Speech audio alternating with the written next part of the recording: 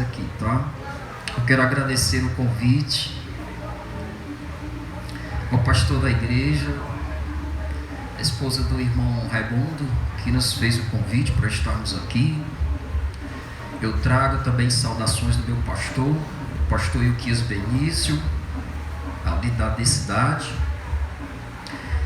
E eu gostaria de convidar os meus irmãos para abrir em 1 Timóteo, capítulo 4, versículo 12, onde fora nos dado a passagem bíblica que diz respeito a esse culto de juventude. Não é assim? Então vamos todos ler.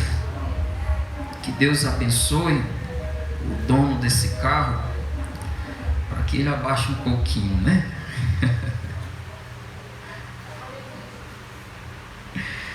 Abra comigo em 1 Timóteo, capítulo de número 4. E Deus abençoe o pastor dessa casa e toda essa juventude abençoada. Amém? Amém. Se você puder ficar de pé para a gente fazer a leitura, assim faça. Eu tenho certeza que Deus vai falar com você essa noite. Você já percebeu que a gente está um pouco com a garganta meio puxada, porque foi uma semana de ministração e a gente que tem essa vocação da palavra, a gente não para, né? Mas que Deus abençoe os irmãos. Verso de número 12, 13 e 14. Quem encontrou, diga amém. Amém. Diz assim: ninguém despreze a tua mocidade, mas seja o exemplo dos fiéis na palavra, no trato, no amor, no espírito, na fé, na pureza.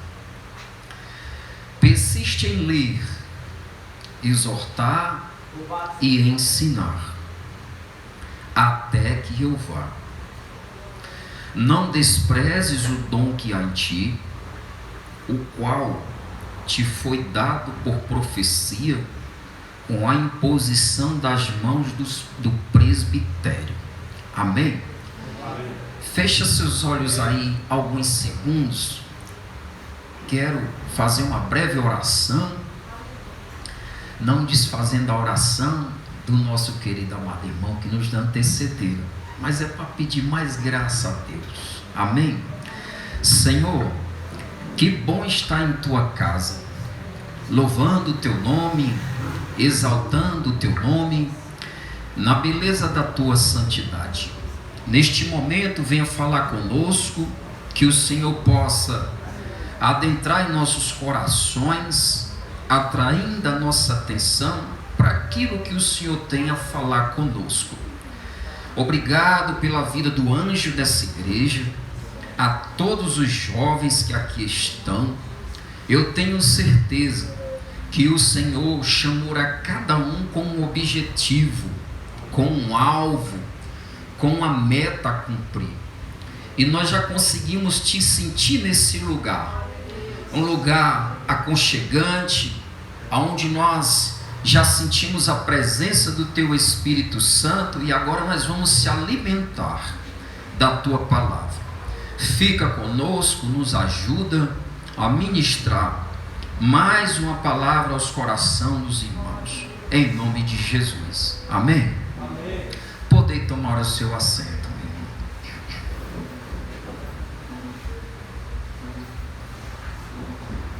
Irmãos,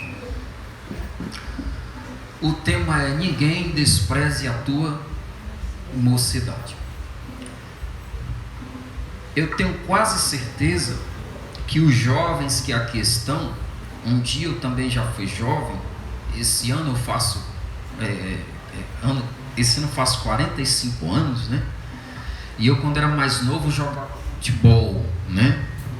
E eu peguei alguns treinadores inteligentes, quando eu ia ingressar no profissional, eu já fui jogador de futebol, o treinador ele não me colocava de uma vez, e ele era muito inteligente. O que ele fazia? Ele começava a me preparar antes que o campeonato viesse a acontecer, e aí ele me colocava devagarinho, aos poucos, e ao longo do tempo, aquela experiência brotando em mim, até que aquele treinador inteligente, ele dizia: agora ele está pronto, agora ele pode atuar, agora ele pode estrear. Aí eu entrava e sentia uma alegria tremenda, meus irmãos. Agora, imagine você, um patrão, um empreendedor, que está recebendo recém-colaboradores na sua empresa. Ele não é irresponsável de colocar você num cargo de alto escalão dentro daquela empresa. O que é que ele vai fazer?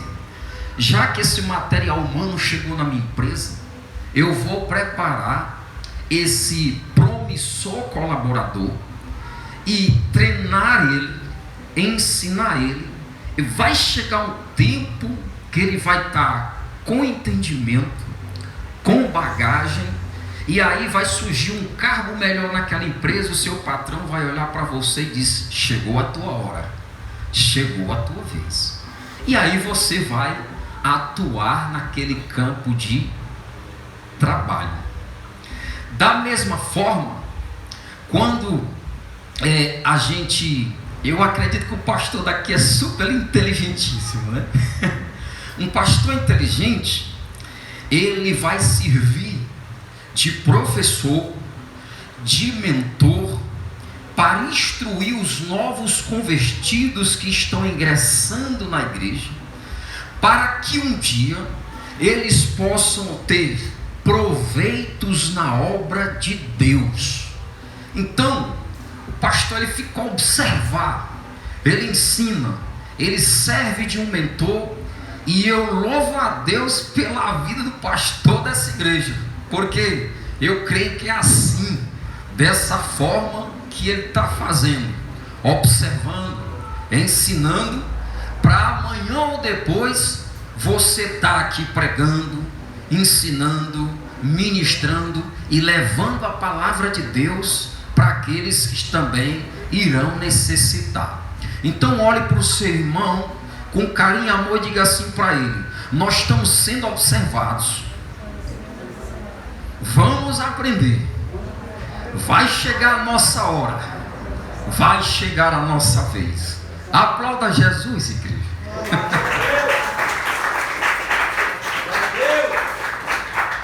Olha, é exatamente o que Paulo vai fazer com esse jovem chamado Timóteo.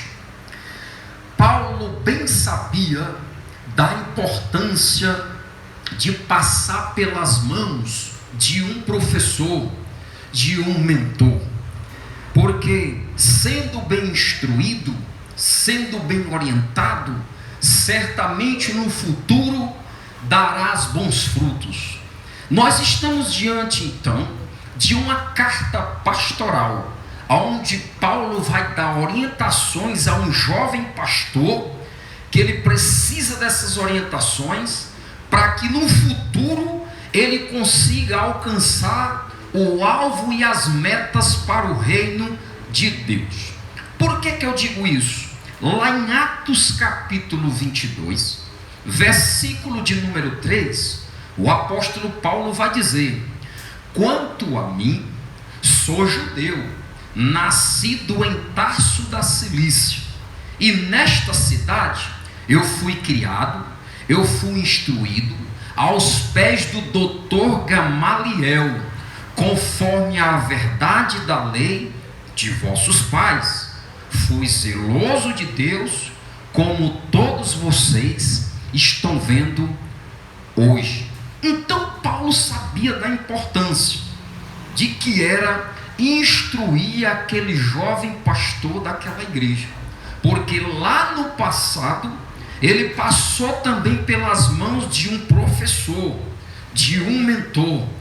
E agora, diante de uma situação real, diante de um cenário propício, ele tem um material humano muito bom na mão. Como é o nome desse material? Olhe para o seu irmão e diga assim: é o jovem pastor Timóteo.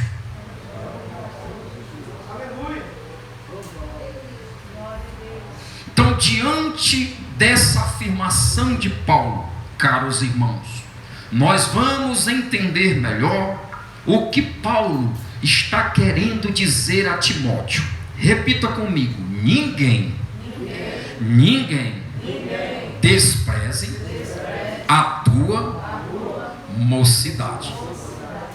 Para nós compreendermos isso aí, nós temos que saber aonde Timóteo estava, qual era a igreja que ele estava pastoreando e o contexto que ele estava ali sendo levantado como pastor local daquela igreja.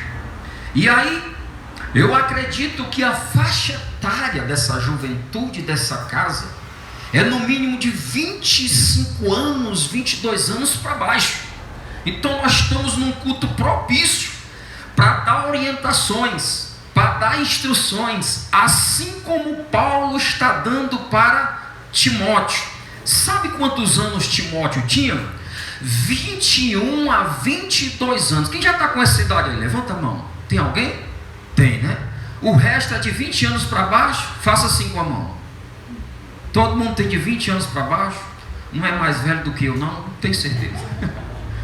Porque quando eu era novo, 20 anos, meus irmãos, eu tinha a minha carga dentária toda na boca. Os dentes brilhavam, o esmalte. Agora, se eu sorrir do lado direito, você vai ver que está faltando o atacante e o reserva. Quando eu vou bater foto, mas a minha esposa, ela já diz: meu filho, vira para o lado esquerdo, porque o sorriso fica mais bonito. E assim eu faço. E aí, meus irmãos, o que se sabe da amizade, do companheirismo de Paulo com a pessoa daquele jovem pastor Timóteo, é que eles viraram companheiro na primeira viagem missionária de Paulo. Então, eu gosto muito de fazer isso. Olhe para o seu irmão aí e diga assim: para nós aprendermos, nós precisamos ter uma amizade bacana, um relacionamento bom com o nosso pastor e com a nossa igreja. E aí, meus irmãos, nessa ocasião, Timóteo encontrava-se supervisionando uma igreja, ou melhor dizendo, um trabalho missionário na cidade de Éfeso. Alguns problemas espirituais naquela igreja tinham se levantado quando Paulo se ausentou dela. A vida é assim: quando o pastor de vez em quando se ausenta, alguns problemas começam a surgir. Mas Paulo, mesmo de longe, o que é que ele vai fazer? Vai escrever uma carta e vai agora enviar ao jovem pastor Timóteo. Então, o que eu aprendo aqui é que aquele moço, aquele mancebo, ele não ficou sem orientação, ele não ficou sem instrução, e ele não ficou sem orientação do que fazer na igreja que estava sob a responsabilidade dele. E aí, meu irmão, quem tem chamado de Deus, levanta assim a mão, porque eu acredito que Deus não lhe chamou para você estar só sentado no banco da igreja, porque senão você vai rachar ele. Deus vai pegar você uma hora, um momento, vai levar para um canto para evangelizar, botar a mão em alguém, orar, expulsar um demônio, consolar alguém que está abatido alguma coisa. Deus vai fazer.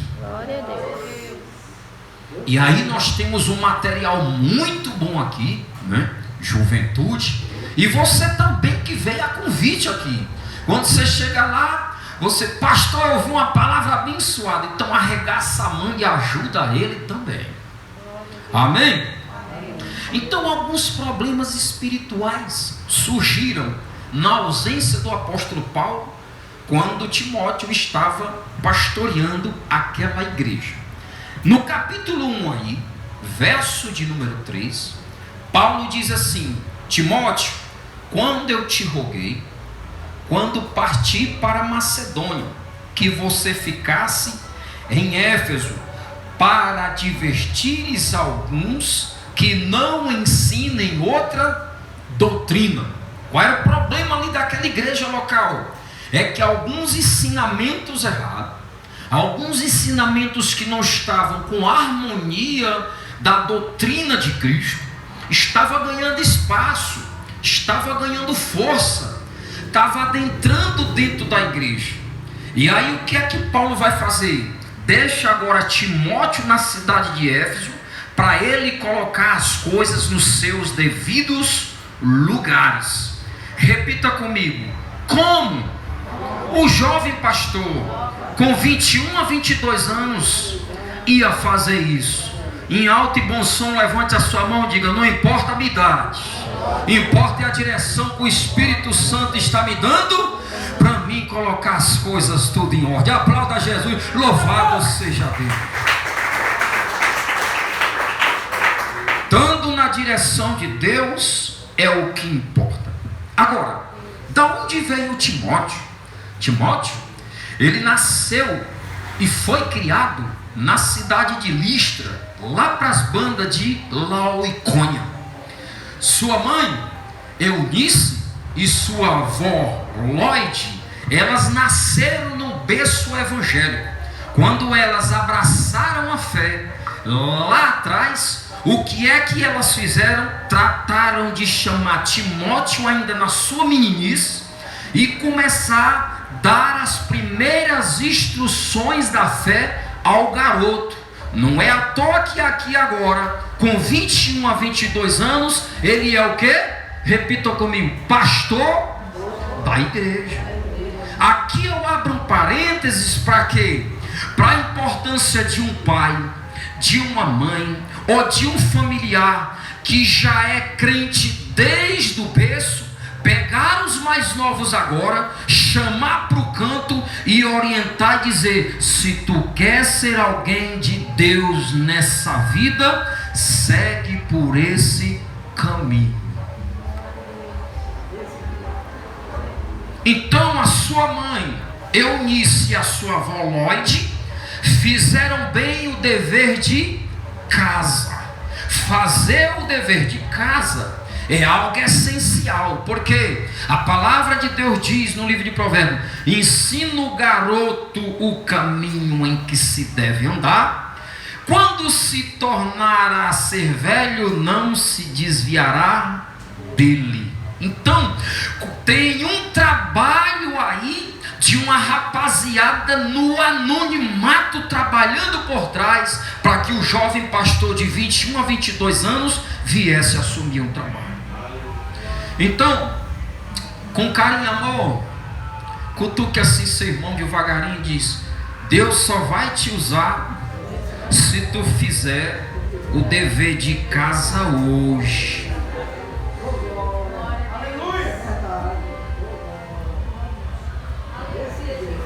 Um bom preparo hoje, resultados positivos amanhã.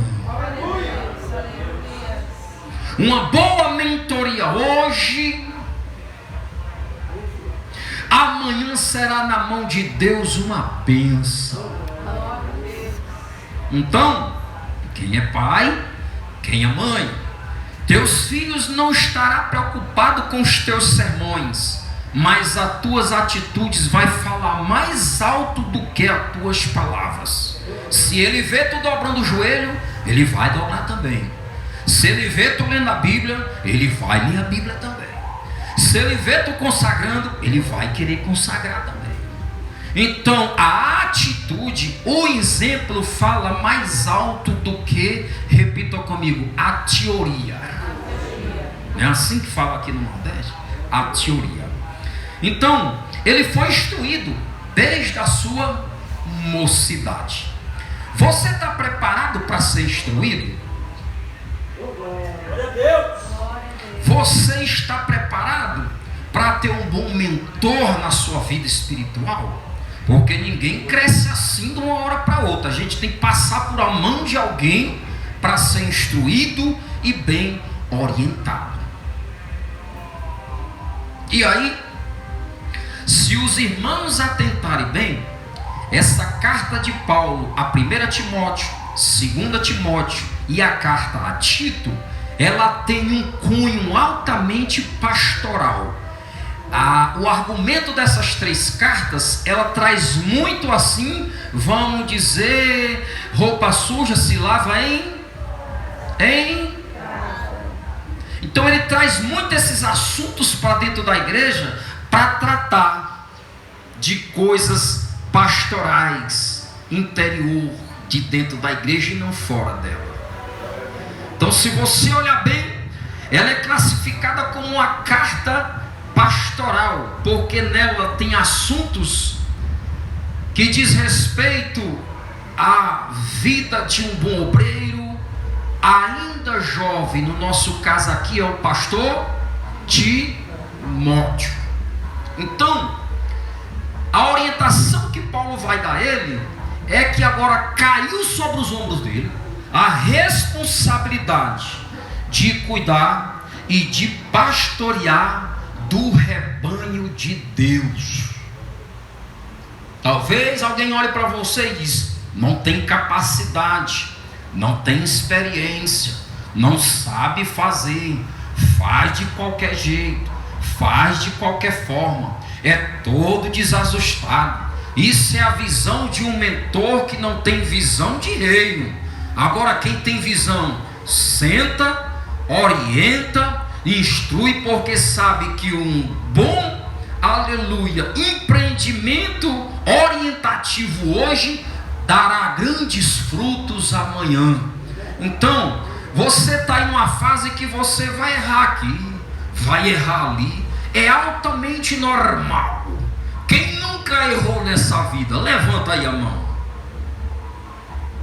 Todo mundo já errou, gente. Principalmente eu. Como eu apanhava quando era tatuidade. Mamãe dizia: vai estudar. Eu não queria nada com livro. Eu queria o quê? Jogar bola. Eu me lembro das surras que eu levei de mamãe. Já terminou tua tarefa? Não. O que é que tu estava fazendo? Nada não. Quando ela olhava para meus pés, os meus pés me condenavam, porque estava tudo sujo de poeira de jogar bola com os amigos na rua. Então, é altamente normal. Você vai errar aqui e ali, mas o bom é persistir orientando, persistir instruindo, porque o bom mentor sabe que amanhã ou depois aquele jovem vai ganhar maturidade, vai ganhar experiência, e daqui a pouco ele vai estar instruindo os outros. Você crê assim? Levanta a mão, dá glória a Deus e aplauda a Jesus aí, meu irmão. Deixa eu tomar um pouquinho d'água aí.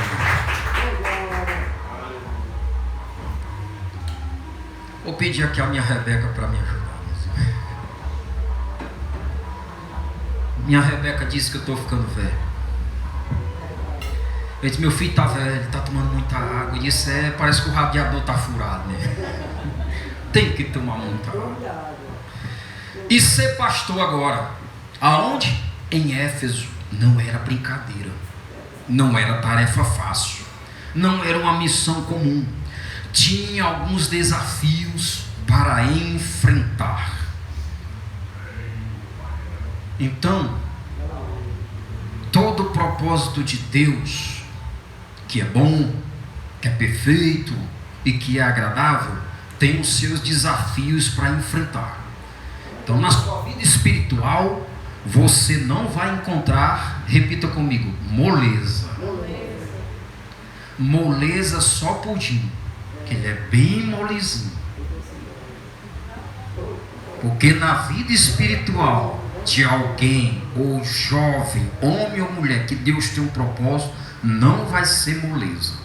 Tem os seus desafios a enfrentar. Então vamos lá. Ele está em Éfeso. O que era que acontecia na cidade de Éfeso? Éfeso era um centro comercial muito importante naquela época. Existia em Éfeso um portuário, assim como existe o porto do Mucuripe, onde chega navio e sai navio, onde chega mercadoria e sai mercadoria. Em Éfeso existia esse portuário, onde as embarcações vinham e atracavam os navios ali. Qual era a carga de comércio? Gente já utilizava a moeda da época, às vezes trocava mercadorias por mercadorias. Então, quem tivesse um pouquinho de dinheiro ou um poder aquisitivo e quisesse colocar um negócio ou um empreendimento lá na cidade de Éfeso, era diferente de colocar no Ancuri. Você coloca no Ancuri, mas não sabe se vai prosperar. Agora em Éfeso não. Em Éfeso você poderia jogar dinheiro lá, construir um empreendimento que você não ia, como diz aqui no Nordeste, quebrar, dar falência e concordata. Não ia. Ela se destacava por causa do seu comércio. Hoje a Éfeso é conhecida como a atual Turquia, né? Quem acompanha o mundo futebolístico aí sabe que lá tem dois times importantes na Turquia. É o Fenerbahçe e o Galatasaray, que muitos brasileiros passaram por lá e fizeram seus nomes lá. Agora, havia também, meus irmãos, um grande templo da deusa Ártemis, que para os romanos se chamava a deusa Diana, aonde dentro desse templo se fazia práticas mágicas, tá? E muitos transeuntes que chegavam no navio, saíam dos navios, ia visitar esse cartão postal lá na praça de Éfeso. Era o grande templo da deusa Ártemis. E agora um pastor de 21 a 22 anos está numa cidade com um cenário altamente hostil, e a obra missionária naquele lugar não seria moleza, ele não teria vida fácil. Mas olhe para o seu irmão e diga assim: quanto mais pesado o ambiente, mais unção a gente recebe de Deus para fazer a obra missionária do Senhor. É tão verdade o que esse vos falam, que ali em Éfeso não era moleza trabalhar. É que em Atos capítulo 19, verso 35 diz: então o escrivão da cidade, tendo acalmado a multidão, falou: homens efésios, qual é o homem que não sabe que a cidade dos Efésios é a guardadora do grande templo da deusa Diana e da imagem que desceu de Júpiter? Então havia um templo ali. A cidade de Éfeso era altamente guardada por causa daquele cartão postal. Que cartão postal é esse? O grande templo da deusa Diana. A Bíblia também diz, em Atos capítulo 19, verso 19, também muitos do que seguiam as artes mágicas traziam os seus livros e os queimavam na presença de todos. Sabe quem era o dono daqueles livros? Os moradores da cidade de Éfeso, que faziam o quê? Artes mágicas, ocultismo, bruxaria na cidade de Éfeso. Quem é que está pastoreando a igreja de Éfeso? Meu nome dele? Timóteo. Então olhe para o seu irmão e diga assim: o garoto não tinha vida fácil.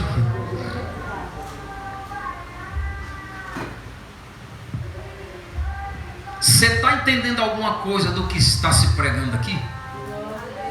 Está tendo alguma dúvida? Então não ia adiantar eu chegar aqui e só dizer alabaxaia, alabaxaia. Não, a gente gosta disso. Mas você vai sair daqui hoje bem orientado, bem instruído. Aqui você está diante de um profeta que não dá profetada não, mas profetiza a profecia de Deus para você ter crescimento espiritual e ser uma bênção não hoje, que você já é, mas ser mais ainda amanhã. Glória a Deus. Porque é fácil chegar aqui e dizer 3, 4 palavras, Deus vai fazer isso, e às vezes nem Deus vai fazer. Agora, quando a gente entra no crivo do ensino, da orientação, gera crescimento em você. Porque essa é a responsabilidade do ministro. Orientar, instruir, para ver em você qual é que vai ser o teu rendimento amanhã. Já viu alguns jovens parando esse ano? Desviando da fé? Começaram em janeiro, fogo puro. Está no nosso meio hoje? Faltou instrução, faltou orientação. Começou igual uma Ferrari, o motor papocou. Mas olha você aí, cheio de graça, cheio de fé, e Deus tendo misericórdia, orientando, instruindo, para você continuar sendo uma bênção amanhã. Aplauda Jesus, meu irmão. Oh, glória. O que é que Paulo vai requerer dele? Timóteo, eu vou querer que você combata as falsas doutrinas que estão querendo adentrar dentro da igreja. Por isso que a sua missão, meu filho, não vai ser moleza, não vai ser fácil. Timóteo, além de receber orientações de Paulo, aí no capítulo 3, do verso 1 ao 13, Paulo vai dizer a Timóteo que aqueles que desejassem ser levantados para possuir algum cargo na igreja, eles teriam que passar pelo crivo das qualificações de bispos, diáconos e presbíteros. Ninguém era levantado de uma hora para outra sem essas qualificações. Ia passar pelo teste, ia passar pelo crivo das qualificações de um obreiro para começar a atuar. Ninguém era levantado de uma hora para outra, não. Você já viu hoje alguém sendo levantado toda hora, todo instante? Levanta hoje, mas cai amanhã. Porque não estava na hora, não estava no tempo, não estava no momento. Atropelou o crivo do ensino, da orientação e da instrução. Foi com muita sede ao pote e não chegou a lugar nenhum. Mas você é bem-aventurado, porque Deus está te preparando essa noite para te fazer um ministro, uma ministra de Deus, para ser uma bênção amanhã. Aleluia, Deus. Então, olhe para o seu irmão e diga assim: pular etapas não é bom, não.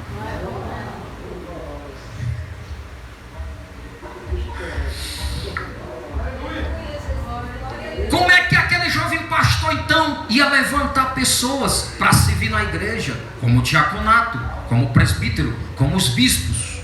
Como ele ia fazer isso? Paulo agora dá orientação a ele. Eu vou te dar as qualificações do tipo de pessoa que você tem que levantar dentro da igreja. Aí se você olhar o capítulo 3 de 1 Timóteo, ele vai passar lá uma lista, irmãos. Como é que se levanta um homem, alguém na obra de Deus?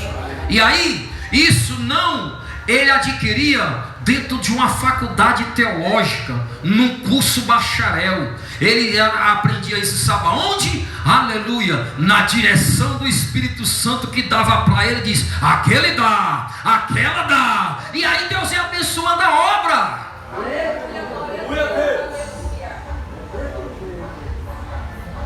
Nem sempre você aprende tudo dentro da faculdade de teologia, não, meu filho.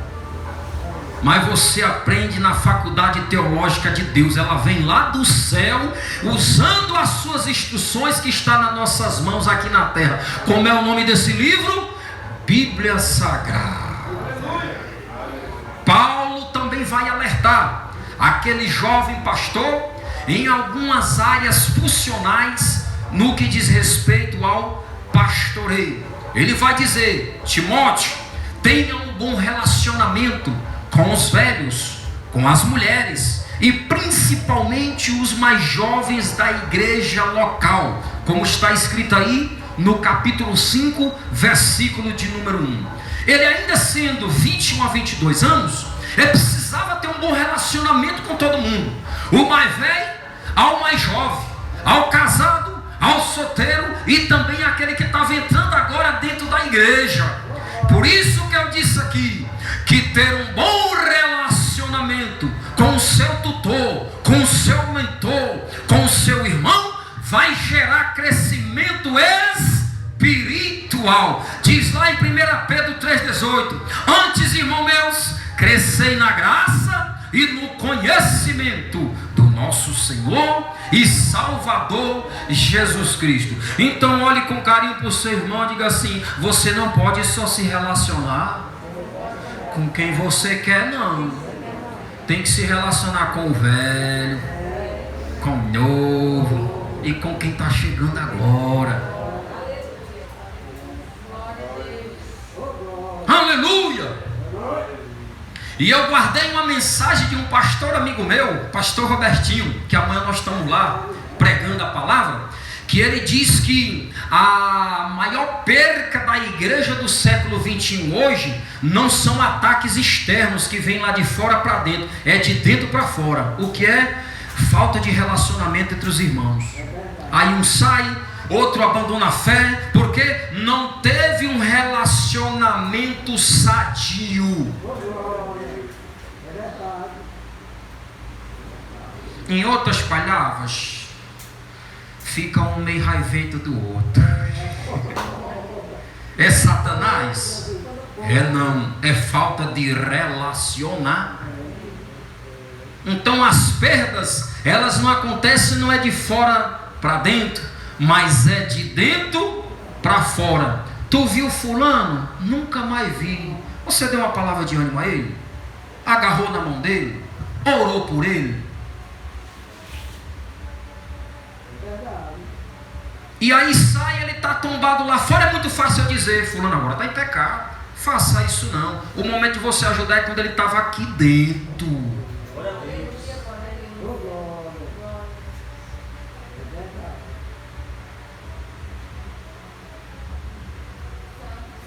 Então olha para o seu irmão e diga: a partir de hoje eu vou começar a sustentar aí a mão de alguém para sair da igreja, orando por ele, jejuando por ele, aleluia, tratando ele bem, Isso no exército, a gente compara, por exemplo, a igreja como um quartel, e os membros da igreja como um soldado. Então, soldado ferido, ninguém deixa para trás, chama ele para o quartel. O quartel tem armamento, tem comida e tem direção de Deus. Você pode aplaudir a Jesus aí?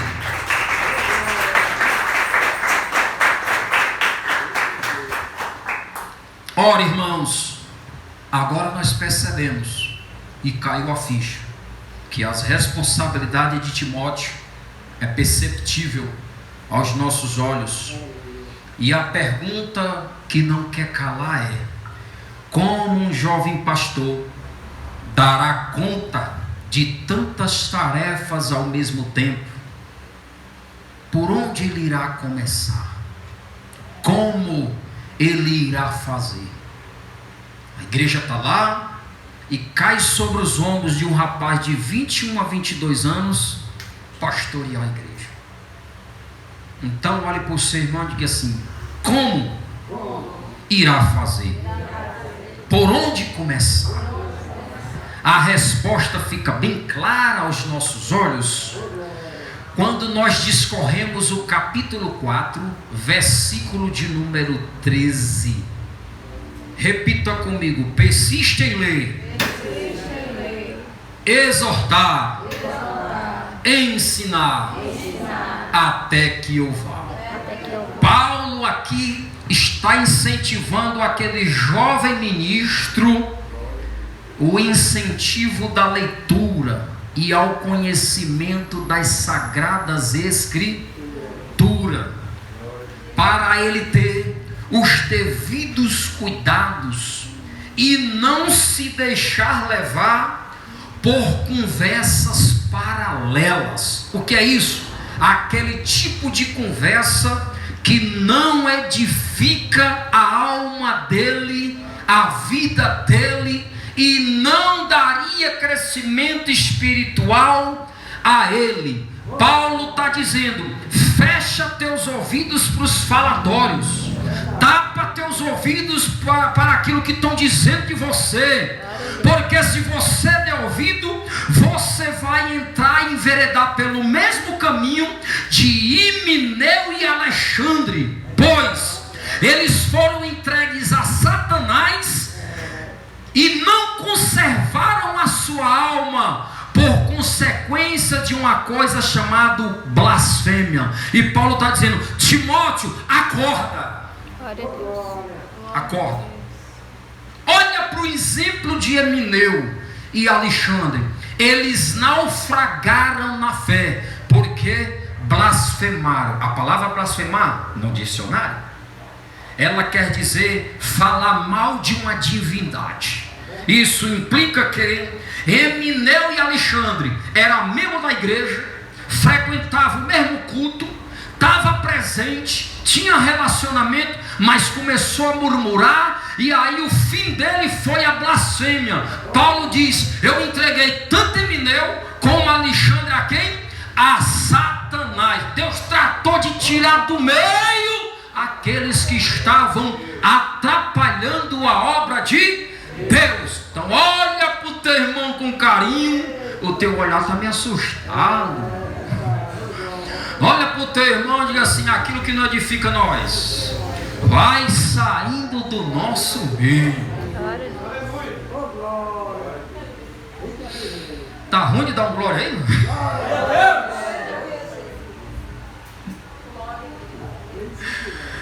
Eu já vou terminar. Agora, irmãos, ministério, vocação, chamada. Você acha que vai se sustentar sem oração? Vai ou não vai? Então olha para o seu irmão e diga: chegou o momento de Timóteo orar. Diz o capítulo 2, verso 1, que Paulo agora vai dar orientações para ele, para que ele se dedique às orações, às deprecações, às ações de graça, não só pela igreja local, não só pelos homens lá fora, mas os reis que estão, aleluia, administrando a cidade de Éfeso. Para quê? Para a igreja local viver uma vida quieta e sossegada. Glória a Deus. Então, em vez de amaldiçoar quem está administrando o país, começa a orar. Porque a igreja precisa viver uma vida quieta e sossegada. Não é assim que a Bíblia pede para a gente orar? Para as autoridades que estão em eminência. Então por que você está pegando essa boca e lábios e está amaldiçoando todo mundo? Paulo está dizendo: Timóteo, te dedica à oração, meu filho. Ministério, vocação e chamada não se sustenta sem o ministério da oração. Aleluia. Seja sincero, meus irmãos. Eu estou olhando para o relógio, eu vou terminar. Quantos minutos você ora por dia? Quantos? Pensa aí. Quantos minutos você ora por dia? Pensou?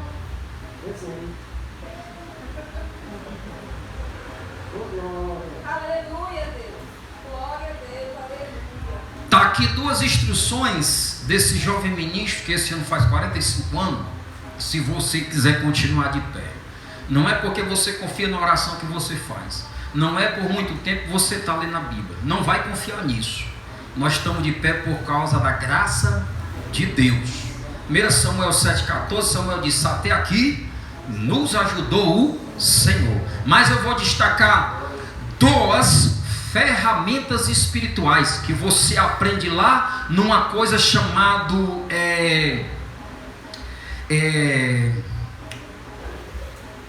disciplina espiritual, que é a leitura da Bíblia e a oração. Se você fizer isso e se dedicar, o teu espírito vai ter força, vai ter vigor de servir a Deus, vai ter apetite espiritual de passar por aquelas portas. Primeiro hino que foi toado aqui, tu já sente Deus aí na tua vida. Agora entra num local desse jeito, gelado, sem compromisso, sem sentir unção, graça, tá seco igual o vale de ossos secos. Hoje Deus vai profetizar aqui essa noite o Espírito dele nos 4 quintos para mexer com a tua estrutura. Glória a Deus, aleluia.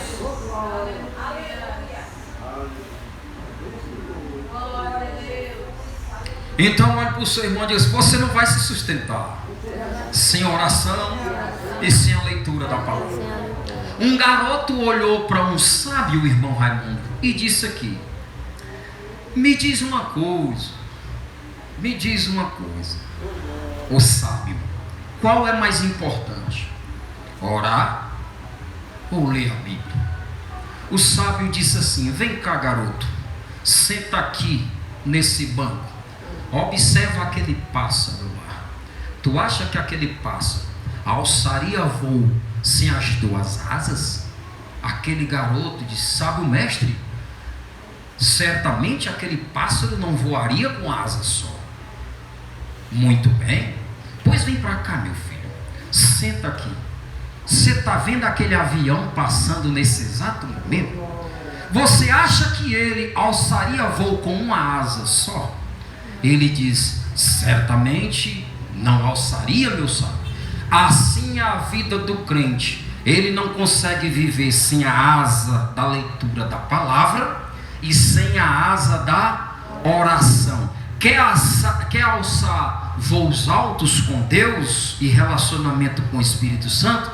Sim ou não? Sim. Então leve essas 2 asas com você.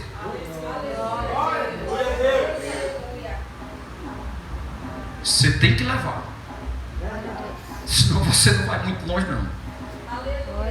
Se você pega a asa do Fofobook e do Instagram, aí que você para mais ligeiro. Mas pastor, quando eu vou ler, dá um sono. Engraçado que quando o bichão está aqui na tua mão, tu passa 2, 3 horas nele e não cansa. Por que é? Mas pastor, quando eu drogo o joelho ali, 5 minutos eu já estou. Em nome do Pai, do Filho, do Espírito Santo, amém. Obrigado, Senhor. Dá um sono abençoado. Aí dorme igual um urso. Mas está lá na Netflix que tem 8 temporadas, mas não cansa. Não cansa. Termina um e diz: vou começar outra. Saiu, liberou agora a Netflix, liberou outra. E começa e vai. E aí eu pergunto para você: tu está tendo saúde espiritual ou carnal? Precisa te responder? Não precisa não. Então, catuca teu irmão e diga assim: Timóteo, tinha que ler, tinha que orar e tinha que ler. Aí agora, meus irmãos, tem um provérbio aí que diz: gato escaldado não precisa de quê?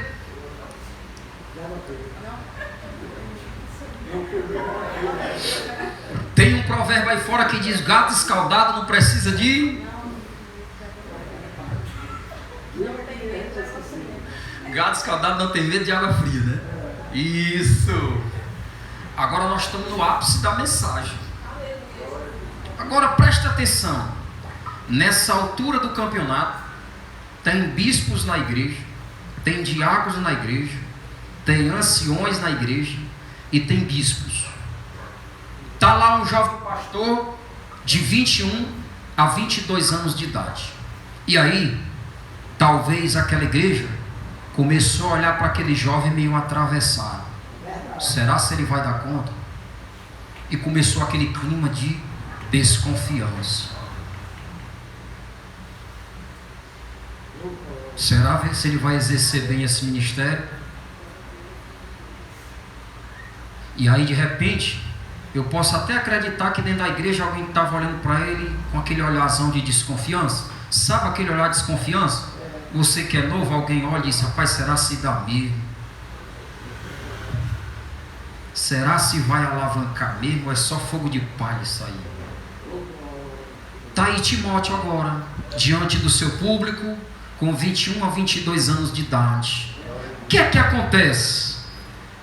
Nessa altura, algumas mentes deveriam estar pensando e fazendo algumas perguntas. Será se esse jovem pastor vai dar conta do recado? Será se ele foi levantado por Deus? Será se ele foi enviado na direção do Espírito Santo?